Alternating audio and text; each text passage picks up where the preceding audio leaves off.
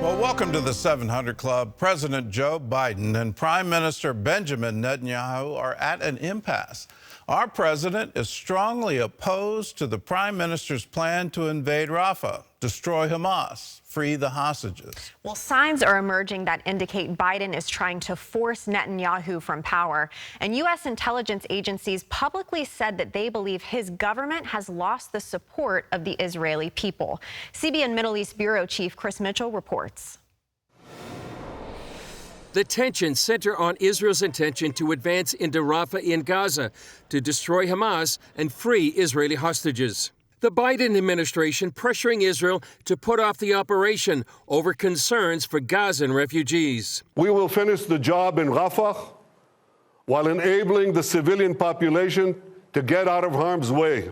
You cannot say you support Israel's right to exist and to defend itself, and then oppose Israel when it exercises that right. Jerusalem's deputy mayor told CBN News the battle over Rafah is crucial. We know there's 4 battalions left of terrorists in Rafah. We know that all our hostages are in Rafah. So how on earth are we supposed to finish this war and win this war if we don't go to Rafah? In the U.S., a group of Democrat senators, led by independent Bernie Sanders of Vermont, are calling on Biden to cut off military aid to Israel, claiming it's blocking U.S. humanitarian aid to Gaza. Delaware Senator Chris Coons, who did not sign the letter, told CBN News the U.S. has to balance Israel's security with protecting innocent Gazans. I support Israel's right of self-defense, its obligation to defend itself against Hamas and to go into Rafah and to clean out the remaining Hamas military elements. But they cannot do that without first allowing innocent civilians a chance to pass through checkpoints and to relocate to the center or north of Gaza. Behind the scenes, many see signs the Biden administration is trying to overthrow the Netanyahu government. Over the weekend, the New York Magazine quoted an Israeli expert who said, "I have been asked by a serious administration figure what it is that will force the Netanyahu coalition to collapse. They were interested in the mechanics. What can we demand which will collapse his coalition?" Tuesday, the New York Times and the Wall Street Journal reported all U.S. intelligence agencies believe the Netanyahu government has lost the support of the Israeli people and is likely to be overthrown soon. Israeli media published a statement by a very senior government official. "We expect our friends to act to overthrow the terror regime of Hamas and not the elected government of Israel." What they're saying is we want to overthrow our closest allied government in the Middle East and do it in the middle of an existential war for its own survival, which is an amazing thing. A recent Times of Israel poll shows that 75% of Israelis back an Israeli operation into Rafah, one of the main war goals of the Netanyahu government. Well, for more on this story, Chris Mitchell joins us now from Jerusalem. So what about this U.S. intelligence report that Netanyahu has lost the support of the people of Israel? What are you seeing?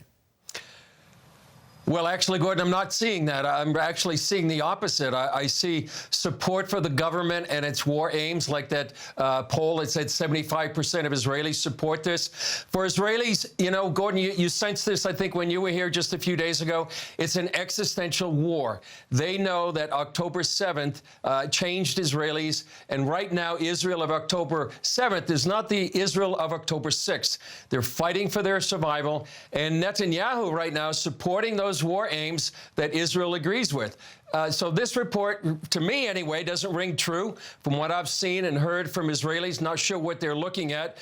Here, it seems like more like the U.S. support. The recent poll said 82% of Americans support Israel. I think that's the same thing here. The administration may be incurring protests against the government, but so far the coalition is standing strong. And you could only see a collapse in the coalition if those main parties disagree, but we don't see any signs of that right now. Is this a continuation of the policy of the Obama administration? I mean, they actively campaigned against him. U.S. political operatives were operating in Israel during one of the elections during Obama's. You reported on this. Is this just a continuation? They just don't like Benjamin Netanyahu?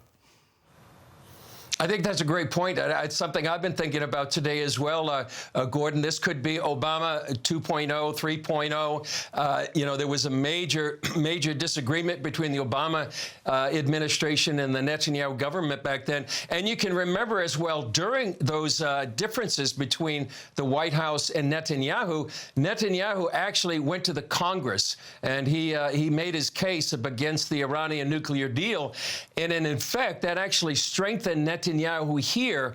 And I think, ironically, for the Biden administration, some of the things that they are doing trying to come against the Netanyahu government now is actually strengthening him. And I'll give you two examples. One is that the Biden administration is trying to impose a two-state solution. Netanyahu is firmly against that, and that's exactly what Israelis want him to do, push back against a two-state solution. The other issue is humanitarian aid. Israelis are against that. Not that they're against giving humanitarian aid to the Gazan people, but they know that much of that humanitarian aid is not going to the Gazan people, but it's going to Hamas, and it's actually hurting the military effort there in the Gaza Strip. So those are two examples of how the Biden administration is pushing against the Netanyahu government, but it's actually, ironically, strengthening him here in Israel. Well, let's talk about something that happened last week where Benny Gantz, a popular Israeli politician, he went to the U.S. for meetings, and then Benjamin Netanyahu famously said there's only one prime minister, indicating that that trip was unauthorized.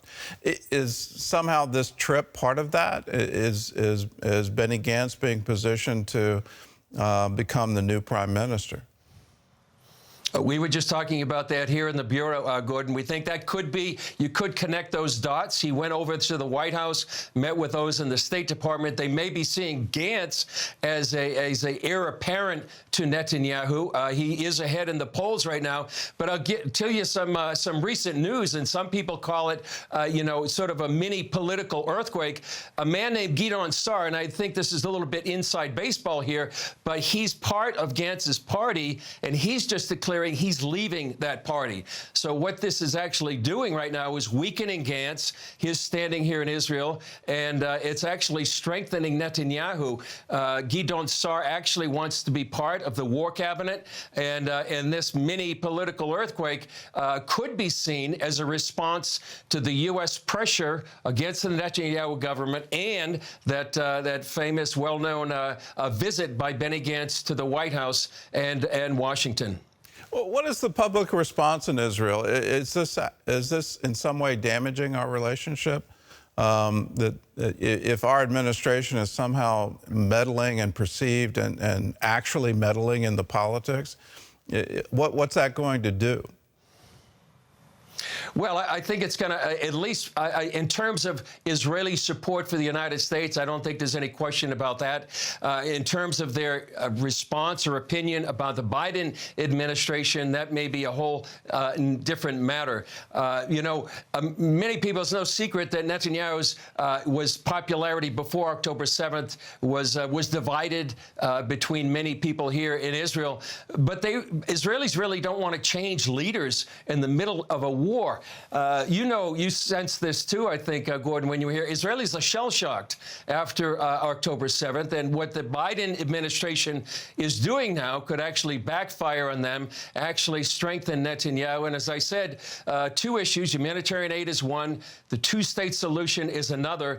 If there's anything that could be tone deaf after October 7th is this idea of imposing a two-state solution on Israel. Hamas is a non-starter. Nobody wants Hamas in any sort of a Palestinian government. And they know enough about what's happening in the last 30 years with the Palestinian Authority, and they don't want them as well. So the Biden administration is pushing a couple of efforts and policies that really are not being very popular here with Israelis. Well, what I saw in Israel is, yes, people were absolutely shocked at the extent of the horror, the brutality of what happened on October 7th, an attempt to humiliate Israel. They were then grieving and deeply grieving what had happened and what they were being forced to do. But I also sensed an absolute resolve they're going to finish the job. Hamas has lost the right to exist. And if you're going to pledge that we're going to do this again and again and again, well, not on our watch, you're not going to do it. And they really want to take them out. So I assume Netanyahu isn't going to bow to U.S. pressure or international pressure. It's going to go into Rafah. It's going to do what he said he's going to do, which Hamas needs to end. So what's the timeline? When can we expect that to happen? Well, I'm not sure about the timeline, Gordon. It's been on hold for weeks now. We had an Israeli official here in our bureau yesterday. We asked him the same question. He said, well, he wasn't going to offer any timeline, but we know there's massive U.S. and international opposition against that. And but the question many Israelis are asking, on the one hand, you're telling us you have a right to defeat Hamas. On the other hand, you're stopping Israel from doing that. And one other question, Gordon, is the question some people are asking, what about Egypt? Why aren't they helping out on the refugee issue? One thing I've heard in the last 24 hours is that Blinken, Secretary of State Antony Blinken, went to Egypt right after October 7th and talked about refugees in the Sinai Peninsula, and Egypt said no. But the issue here in the Middle East is no didn't mean no. It really meant how much. In other words, how much more can you give us? So whether or not Egypt's going to help out this situation and allowing some of those refugees to go into the Sinai Peninsula as sort of a relief value and allow Israel to go ahead and enter Rafah without the number of refugees remains to be seen. Well, I actually think his no really does mean no. When you look at the history, when the Palestinians were brought into Jordan and given refuge, there's still a lot of Palestinians in Jordan. But one of the things they tried to do is overthrow the king. And so Jordan kicked them out. And where'd they go? They went to Lebanon, which says, we have the answer here. We know how to live in peace, and all the religions live in peace here. We're the jewel of the Mediterranean. Everything's great. Come on in. And they've absolutely destroyed the country. What I visited in 1969, by a decade later, was completely gone. I think Egypt is well aware of that history and doesn't want that radical element anywhere near them. They want them way outside their national borders. It's going to be interesting how to deal with the refugee issue. Would they, should Israel set up camps in northern Gaza and put them there? It's a very difficult time and very much a time for us to pray for the peace of Jerusalem and to pray for Israel and pray for the people who, if they don't get out, it's going to be absolutely horrible. Well, Chris, thanks so much for joining with us. Thanks, Gordon. For everyone at home, I've taken a vow I would never interfere. I would never comment on Israel's politics. It's just not a place for an American citizen to do. I'm obviously an interested observer, and I keep track of it. But I don't feel I have any role in that. Why does our government feel we have a role? That somehow or other, if they don't like the policies coming out of Benjamin Netanyahu, that they can engineer his defeat and engineer election. Let our government know this isn't something we should do. And you look back at the history of U.S. meddling in foreign politics in other countries, it's not a good history. It's not a good track record. And my opinion, and it's a very strong one, this shouldn't happen, and this shouldn't be, particularly with our closest ally in the world and in the Middle East. So hands off.